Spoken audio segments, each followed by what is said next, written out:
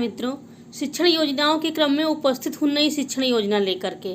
और आज की शिक्षण योजना है 7th क्लास की विज्ञान की। इसको हमने व्हाट्सएप ग्रुप पर प्राप्त किया था, तो सोचा कि आप सबके लिए इसको अपलोड कर दूं ताकि हमारे बहुत से शिक्षक भाइयों एवं बहनों के काम आ सके। तो देखिए, शिक्षण योजना का आरंभ होता है। शिक्षण योजना है ये 7th क्लास की, सब्जेक्ट है विषय। इसके लिए 4 कॉलम खींचे गए हैं। पहला है दिनांक, दूसरा क्लास, तीसरा सब्जेक्ट और चौथा है समय का। तो क्लास में 7th डाला, विषय विज्ञान, समय 35 से 40 मिनट। लर्निंग आउटकम्स इसके लिए क्या है, देखिए, बच्चे श्वसन तंत्र के बारे में बता लेते हैं। फिर प्रकरण है मानव में श्वसन तंत्र, और तीसरा है सीखने सिखाने की सामग्री। तो इसमें देखिए चित्र और मॉडल अगर आप जो भी बनाए हों वो लेके आ सकते हैं श्वसन तंत्र का। और फिर इसके बाद इच्छा ऐप पर उपलब्ध सामग्री भी प्रयोग कर सकते हैं, चित्र भी, चार्ट पेपर भी इत्यादि। इसके लिए सीखने सिखाने की सामग्री अर्थात TLM हो गया। फिर सीखने सिखाने की प्रक्रियाएं, गतिविधियां क्या क्या इसमें, तो इसके लिए भी आप 4 कॉलम खींचते हैं। पहला होता है क्रम संख्या का, दूसरा चरण का, तीसरा समय और चौथा होता है आकलन का तरीका। चरण में है क शिक्षण की शुरुआत में, समय होता है इसके लिए अनुमानित समय 5 मिनट रख लेते हैं। और आकलन का तरीका होता है बातचीत, सहभागिता, प्रश्नोत्तर।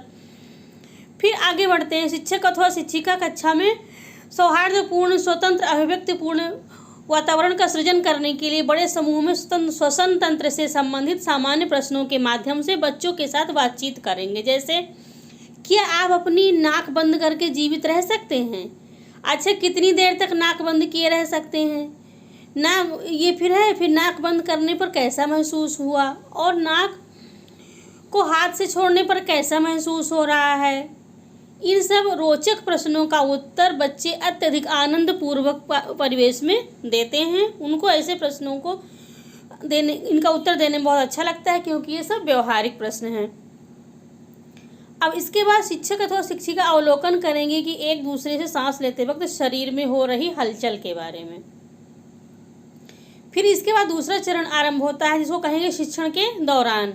इसके लिए भी अनुमानित समय 20 से 25 मिनट होगा। आकलन का तरीका होगा प्रश्नोत्तर अथवा बातचीत।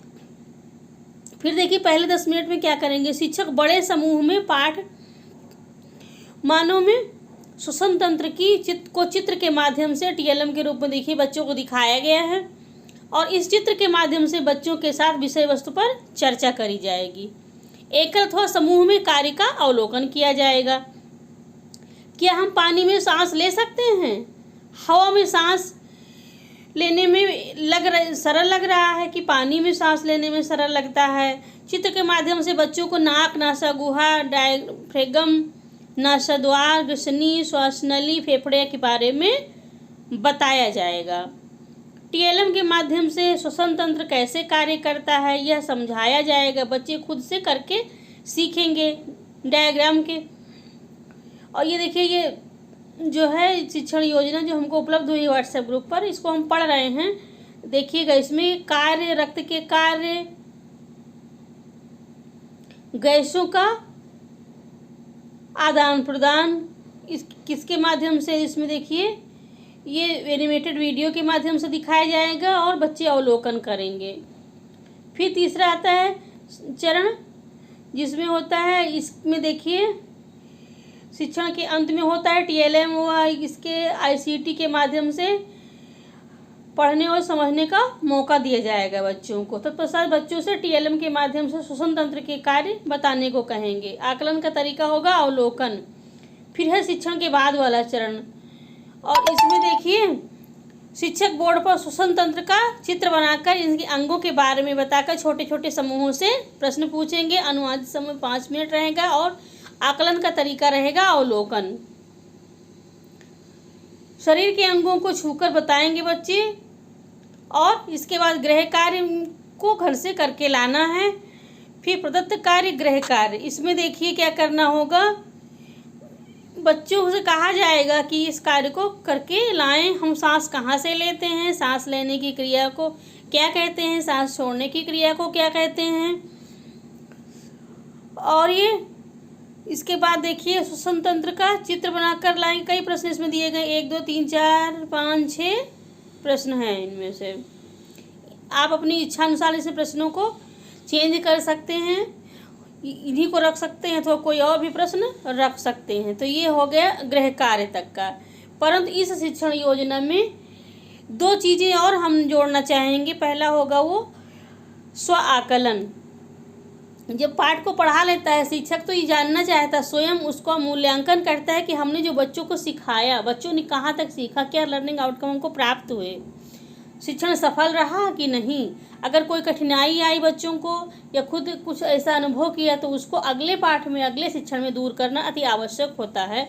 इसलिए इसमें स्व आकलन का चरण जोड़ा जाएगा। साथ ही साथ एक और चरण होता है आगामी कार्य योजना, कि एक पाठ को पढ़ा लिया तो, या फिर कोई बड़ा पाठ है तो उसका आधे पाठ को पढ़ाया, आधा बचा है, तो हम ये सोचेंगे कि आगे पाठ की क्या योजना हमारी है, किन तरीकों को अपनाया जाए जिससे बच्चे अच्छे से पाठ को समझ सकें।